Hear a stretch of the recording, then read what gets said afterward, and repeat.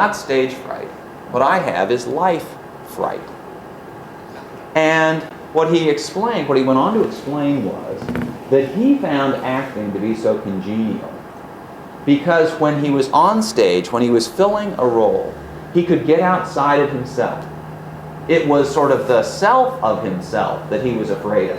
When he had to be himself, that's what made him nervous. When he could be somebody else, then he could be sort of anybody else. And anybody else was preferable to himself. So there were things in his own head, in his own psyche, that he was uncomfortable with. And he found the greatest comfort in getting outside of that. And I've thought about that for a long time. When I've observed people who are in positions where they're performing. And when I came across Franklin Roosevelt's comment to Orson Welles, I remembered this interview and this remark that this veteran actor had made. Saying, no, it's not stage fright, it's life fright. And the more I got to think about it, the more I came to the conclusion that the way to understand Franklin Roosevelt, and when you're writing a biography, you're trying to figure out what the key to the life is, the secret to understanding this particular individual. And maybe it's not insignificant. How many of you remember the movie Citizen Kane? It's Orson Welles' most famous movie. And if you remember, the way the story goes, Citizen Kane, who's modeled on William Randolph Hearst, has died. And a reporter goes out and tries to figure out what the secret of this life was.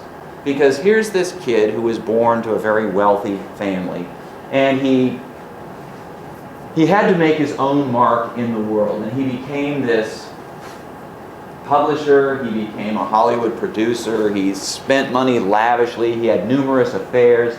He was somebody who was sort of thrashing around in life, trying to figure out what it was all about. And this reporter, after the death, is trying to, what made this guy tick? And he heard that the last word that he spoke before dying was Rosebud. And so this good reporter is trying to figure out what's Rosebud. He figures that Rosebud must hold the secret to the life of this very wealthy individual who seemed to have everything except happiness. And so he goes back through his life, and it's through the eyes of the reporter that we see this life unfold.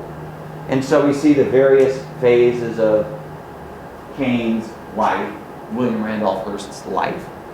And the reporter goes through the whole life, and he's interviews people, and he's trying to find the story, trying to find the secret, trying to figure out what Rosebud meant. If anything, he's not sure that it really holds the key, but he thinks that it does.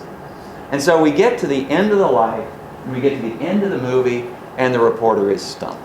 And he just can't figure out what Rosebud was. So the last scene of the movie, the reporter's walking away, and the great mansion, which is supposed to be San Simeon in California, they're cleaning out all of the stuff, and the moving guys have come in, and they're throwing away a lot of stuff and giving it off to charity and doing everything. That's sort of dismantling the life. And the last scene of the movie, there's this big pile of trash that's being burned. And the camera scopes in, and in the middle of this pile of trash, just as the flames are licking up, is this childhood sled, this toy. And the brand name on the sled is Rosebud. So anyway, when I'm writing a biography, when any biographer's writing a biography, we're all looking for the key to understand the life. We're looking for Rosebud and what it means. Now, I think we all, at least I do, recognize that this does oversimplify things a bit. You can't explain a whole life through a word, a rosebud, or a single key. But I think, at least I've concluded, that it simply comes with the territory of reducing a life to a book. That a life takes 60, 70, 80 years to live. If I'm writing a book, it might be a long book. It could be as long as 800 pages, and it might take you 20 hours to read. But 20 hours compared to 80 years. So you take this life and you boil it down.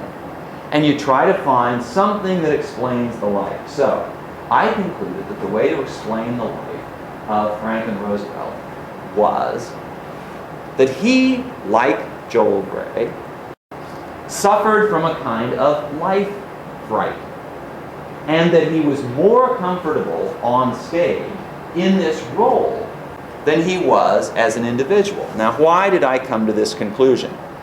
In part because he was so good at it. Franklin Roosevelt, I think, was the best performer as president of all the presidents of the 20th century. And I would argue that means of all presidents of all time, because one of the things I'm going to elaborate on in a later lecture is the extent to which the presidency changes when you get into the 20th century. Before the 20th century, being president of the United States was much more like being the chief executive of a company or a corporation. Before the days of mass media, the president didn't represent the nation in the same way that he does since. People never saw Abraham Lincoln. Oh, well, a few rare photographs of Abraham Lincoln, but he didn't travel around much. There was a war on. And so if you lived in Illinois, well, maybe you'd seen him when he was, before he became president. If you lived in Massachusetts, you never saw the president. If you lived anywhere outside of Washington, D.C., you never saw the president. You never heard the president. The president didn't give speeches. Well, there was that rare speech, the Gettysburg Address, but you just read about it in the paper. You probably didn't even read the text of the speech, as short as it was. But once mass media develops, then presidents become these national figures. And Franklin Roosevelt was the best of them. The other thing was that there were some personal elements in Roosevelt's makeup and some incidents in his life that he wanted to get away from, that he wanted to put behind him. And the most important of these was the fact that from the age of 39, he was a paraplegic. He couldn't walk.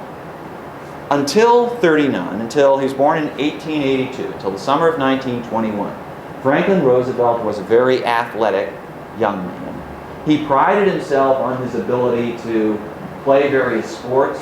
He was a great sailor. He used to run all over decks of small yachts, big ships. When he was campaigning, he had been in politics since 1910, he had a very physical and vigorous style of campaigning. He was one of the first people to use a car in campaigning in New York State, but he'd stop the car at every crossroads, and he'd bounce out of the car. He was one who would work the crowds. He was constantly moving. He was up and down. In fact, his staff often commented on the fact that he never sit still, that they just couldn't get him to sit still to listen to what they had to say to him, as important as it was. And this proceeded until he was 39 years old, when, in a very rare case of adult onset polio, and polio in those days was typically called infantile paralysis because it commonly struck young children, and it almost never struck adults. But it struck Franklin Roosevelt. And from the summer of 1921 until the end of his life in 1945, he never walked again, unaided. He really didn't walk at all. He eventually came up with some braces, knee braces, that would lock his knees into place. And then with crutches and people holding his arms, he could kind of move himself like this. He could stand. And in fact, he typically would stand behind a lectern like this and give the impression that he was standing on his own. But in fact, he was holding himself up for dear life. And if you looked closely, you could see the sweat on his brow from the sheer effort of holding himself there. When people would cheer before he contracted polio, of course he would stand and he would wave and he'd do all this. After polio, he couldn't wave. He'd just hold on like this. And he would smile. And it was a very determined smile. And his way of dealing with the fact that he couldn't walk was essentially to deny that he was disabled.